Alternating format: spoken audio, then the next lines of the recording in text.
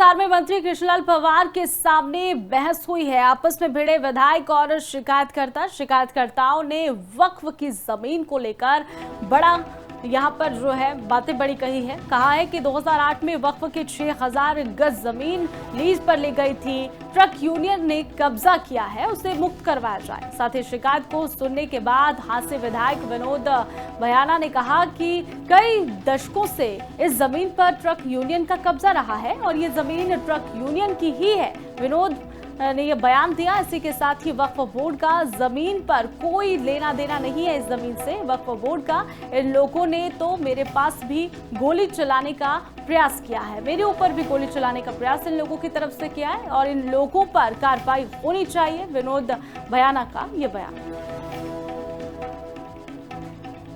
का मुकदमा दर्ज हुआ और सही बात तो ये है कि ये वक्फ बोर्ड की जमीन ही नहीं है, ये गलत कागज तैयार करवा रखे हैं।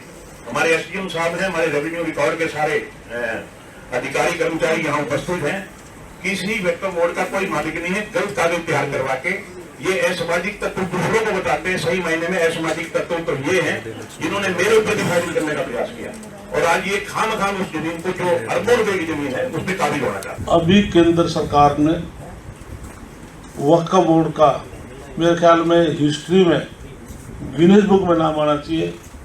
इतनी लंबी बहस चली है, सुबह 4:29 तक 11 बजे से लेकर वक्फ बोर्ड के उसका उद्देश्य यही है भाई जो वक्फ बोर्ड की जो लैंड है उस प्रभावशाली व्यक्ति उस जमीन को हड़प जाते हैं, जिसका राइट है उसको मिले। अभी कानूनी तौर पर ये बिल आया है, वो पास भी हो गया, माननीय राष्ट्रपति के पास चला गया है, तो उसकी गाइडलाइन नीचे भी आएगी। पुलिस अपनी इन्वेस्टिगेशन कर रही है, उधर से उसकी गाइडलाइन आ जाएगी। मालिक वक्फ बोर्ड होगा वो सामने आ जाएगा, मालिक ट्रक यूनियन होगी वो सामने आ जाएगी। ट्रक यूनियन का सर कोई भी कागज नहीं, मैं तो आपको वक्फ बोर्ड की मैंने आपको बताया है। एक 307 का मुकदमा दर्ज हुआ और सही बात तो ये है कि ये वक्फ बोर्ड की जमीन। हिसार में मंत्री कृष्णलाल पंवार के सामने बहस हुई है। आपस में भिड़े विधायक और शिकायतकर्ताओं ने वक्फ की जमीन को लेकर बड़ा यहां पर जो है बातें बड़ी कही है। कहा है कि 2008 में वक्फ की 6000 गज जमीन लीज पर ली गई थी। ट्रक यूनियन ने कब्जा किया है, उसे मुक्त करवाया जाए। साथ ही शिकायत को सुनने के बाद हास्य विधायक विनोद भयाना ने कहा कि कई दशकों से इस जमीन पर ट्रक यूनियन का कब्जा रहा है और ये जमीन ट्रक यूनियन की ही है। विनोद ने यह बयान दिया। इसी के साथ ही वक्फ बोर्ड का जमीन पर कोई लेना देना नहीं है। इस जमीन से वक्फ बोर्ड का इन लोगों ने तो मेरे पास भी गोली चलाने का प्रयास किया है, मेरे ऊपर भी गोली चलाने का प्रयास इन लोगों की तरफ से किया है और इन लोगों पर कार्रवाई होनी चाहिए। विनोद भयाना का यह बयान। 307 का मुकदमा दर्ज हुआ और सही बात तो ये है कि ये वक्फ बोर्ड की जमीन ही नहीं है, ये गलत कागज तैयार करवा रखे हैं।